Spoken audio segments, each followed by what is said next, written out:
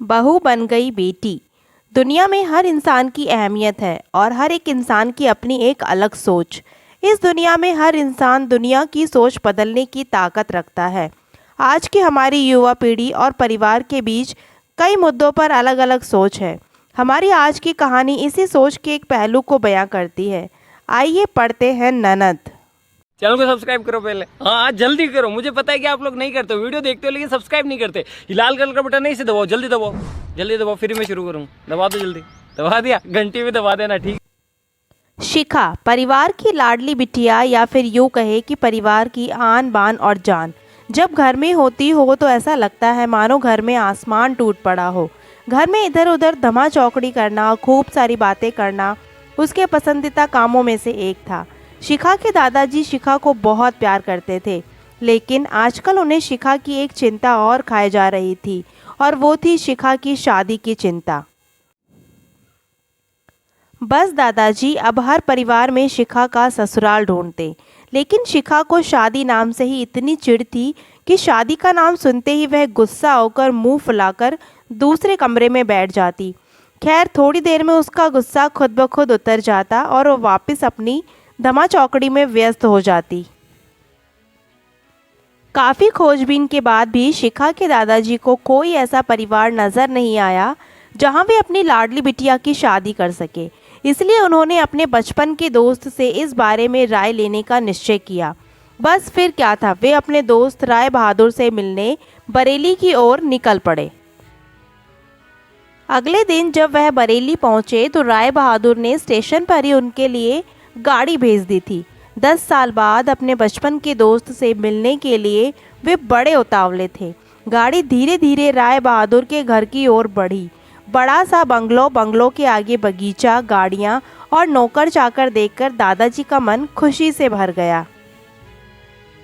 इन 10 सालों में राय बहादुर ने कितनी तरक्की कर ली, नहीं तो 10 साल पहले राय बहादुर के पास था ही क्या।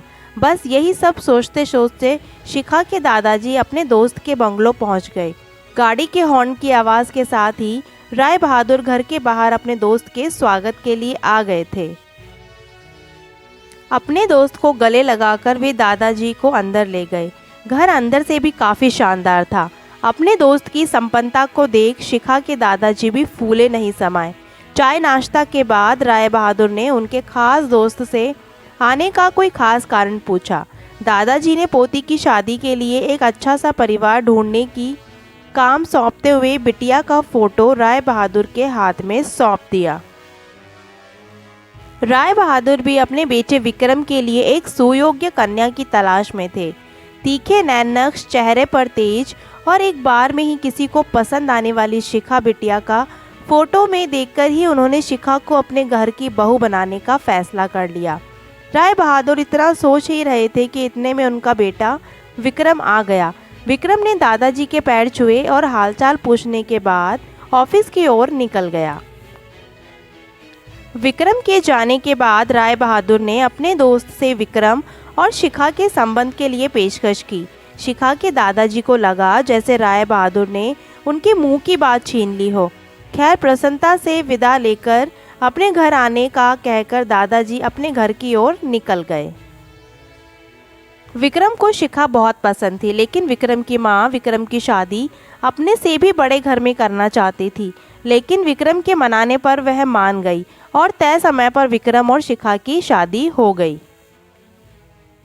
ससुराल में शिखा के सास ससुर, विक्रम के बड़े भैया भाभी और शिखा की ही उम्र की एक ननद थी रागिनी।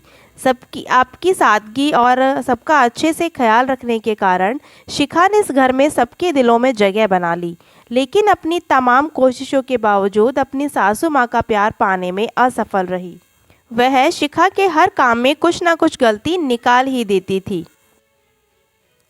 अपनी शादी की रात को ही विक्रम ने शिखा से साफ साफ कह दिया था कि घर के किसी भी मामले में मैं बिल्कुल नहीं बोलूँगा। ना तो मैं किसी बात पर माँ से बहस करूँगा और ना ही तुम्हारा साथ दूंगा। तुम्हें अपनी समझदारी से ही काम लेना होगा। लेकिन शिखा की लाख कोशिशों के बावजूद भी सासू माँ के व्यवहार में कोई परिवर्तन नहीं आ रहा था। शिखा की ननद ज़रूर उसकी माँ से शिखा भाभी के प्रति इस तरह के व्यवहार पर उलझ जाती, लेकिन इससे भी केवल बात बढ़ने के अलावा कुछ नहीं होता। इस तरह करीब 1 साल निकल गया। शिखा और विक्रम को जुड़वां बेटियां हुई। यह समय शिखा के लिए अग्नि परीक्षा का समय था। शिखा का दर्द शिखा के लिए आंसू बन गया था। ससुराल में शिखा को संभालने वाला कोई नहीं था और विक्रम और उनके पापा ने शिखा को अपने मायके भेजने के लिए पहले ही मना कर दिया था। एक दिन रागिनी कॉलेज से आई तो उसने सभी को कॉलेज के सालाना कार्यक्रम के आने के लिए कहा और यह भी कहा कि कॉलेज में उसकी भी 2-3 प्रस्तुतियां हैं, इसलिए आप सभी का चलना बहुत ज़रूरी है। खैर, ना चाहते हुए भी शिखा को अपनी दोनों जुड़वां बेटियों के साथ रागिनी के कॉलेज जाना पड़ा। कार्यक्रम के शुरुआत में गीत संगीत की कई प्रस्तुतियां हुई। उसके बाद मॉडलिंग राउंड शुरू हुआ। दर्शकों ने तालियों के साथ सभी का उत्साहवर्धक किया। मॉडलिंग में रागिनी ने भी हिस्सा लिया था। आखिरी राउंड में रागिनी के साथ 4 और लड़कियों को सिलेक्ट किया गया, जहां सभी ने जज द्वारा एक-एक सवाल पूछकर विजेता घोषित करना था। सवाल जवाब का दौर शुरू हुआ। इस कड़ी में जज साहिबा ने रागिनी से सवाल पूछा, अगर घर में तुम्हारी माँ और भाभी में से किसी एक का साथ देना हो तो तुम किसका साथ दोगी? पूरे सदन में खामोशी छाई थी। सभी रागिनी के जवाब की प्रतीक्षा कर रहे थे। तभी रागिनी ने थोड़ा आगे बढ़कर कहा, अगर भाभी सही हो तो अपनी भाभी का। जज साहिबा ने आगे पूछा, क्यों? रागिनी ने जवाब दिया, क्योंकि मुझे भी कल किसी की भाभी बनना है। जवाब सुनते ही पूरे सदन में तालियों की गूंज उठी। सभी रागिनी की सोच और उसके सटीक जवाब की प्रशंसा कर रहे थे। रागिनी को विजेता घोषित किया गया।